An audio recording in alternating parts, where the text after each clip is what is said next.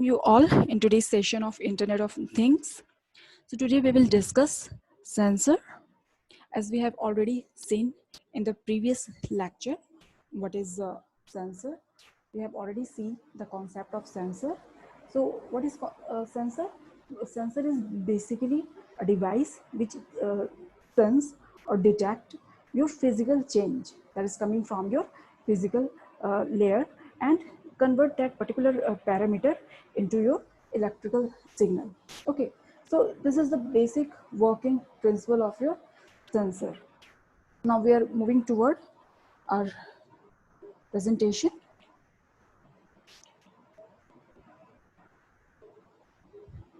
Okay, so this is your definition. This is how you can define your sensor in a different form.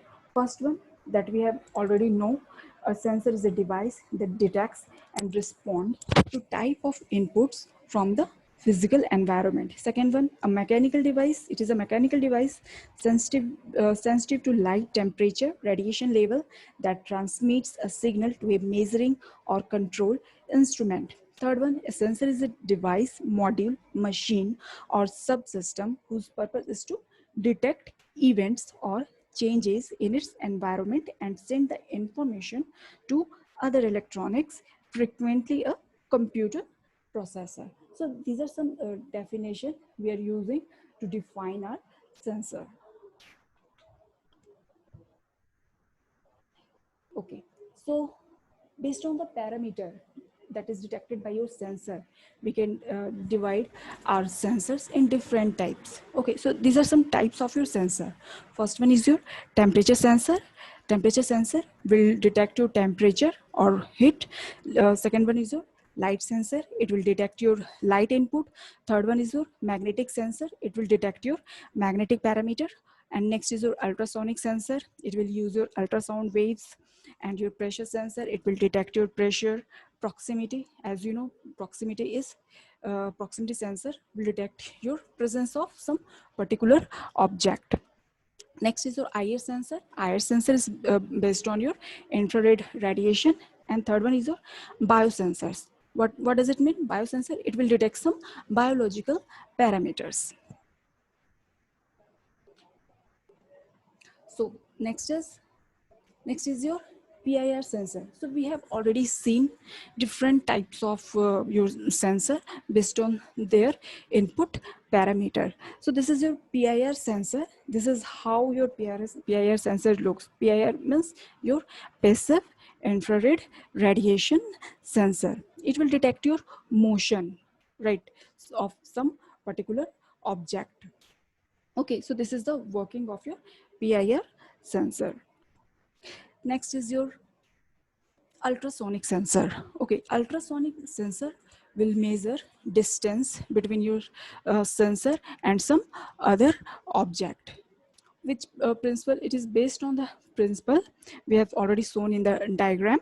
That is, transmitter will send the sound waves, ultrasound waves, and it will record your time traveled by your sound waves from transmitter to receiver. Okay, it will record that time, and with the help of time and speed of your sound, it will record your distance. So this is how it will sense your distance between two objects by using ultrasonic sensor. Next is your camera sensor. We all using nowadays camera. What is the purpose of camera? We use camera to detect some picture or to detect some image. Next is your temperature sensor. As we have already know, the input parameter will be your temperature or heat in the form of Celsius, in the unit of Celsius or Fahrenheit. So this is how your temperature sensor look. It can be other design also. Next is your humidity sensor. So humidity sensor input parameter will be your humidity only, right? So what is the intention behind showing this all sensor is that you should recognize your sensor. Why?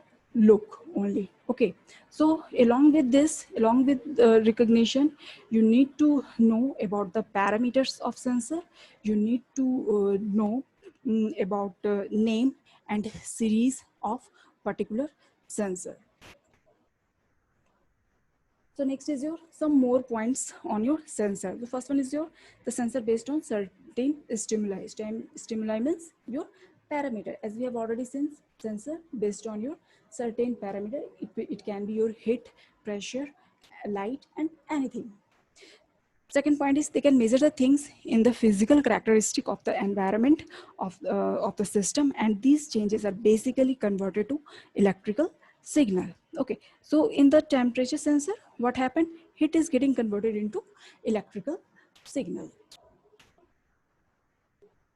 Next is your transducers. So we have seen sensors.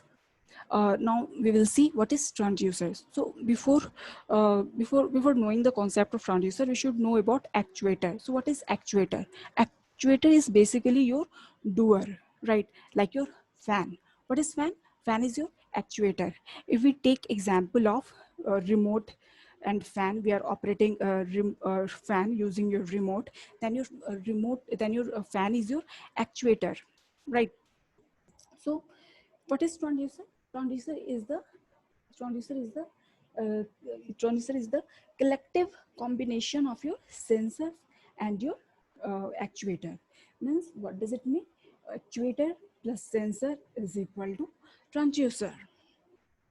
So this is written here. Transducer basically convert one form of energy into another form of energy. It is the basic working principle of your transducer. Okay, sensor versus transducer. As we have already seen in the previous slide, in previous slide I have told that sensors plus actuator is equal to transducers. That is what I have written in the first point. The word transducer is a collective term which includes sensors as well as the actuator. Second point, the sensors can sense what is going on around and convert to electrical signal. Third one, actuator, whatever I have told about your actuator that is written here. The actuator can basically perform these actions by maybe switching voltages or your currents. So next is your common sensors and transducers. So what is the meaning of this table? Your first column is for your parameter, second column is for your sensor, and third column is for your actuator. Okay, so it shows if your parameter is light level, then it can be your sensor, it can be your actuator. What will be the corresponding sensor and actuator for the particular parameter these table shows? Okay, so let us take example from the first row of this column, that is light wave. If your parameter is light wave, your input devices or sensor can be your LDR, photodiode, phototransistor, or solar cell, or your output device or your actuator. It can be your lights, lamps, LEDs, and displays, and your fiber optics. Okay, sensors, features, and resolution. So what should be the features? Okay, first thing, let us take an example. If you are having temperature sensor, it means it should be sensitive for your temperature parameter. Second, it should not be sensitive for your pressure or any other parameters. So these are two quality it should have. Third one is resolution. What does it mean? If you are having temperature sensor, it should detect your minute change of your temperature. That is the meaning of your resolution. So these are some features and about your resolution parameter. Sensor classes. Okay, so based on different concept, we can divide our sensor based on output. there is two type, that is analog and digital. Based on data, there is two type, first one vectors and scalar. Based on power, there is two type, active and your passive. Based on output, analog, digital. Analog means we are getting continuous output. Digital means we are having output in the 0 and 1 form. Based on data type, vector. Vector means your output will have some direction. Scalar. Scalar means your output will have magnitude plus direction.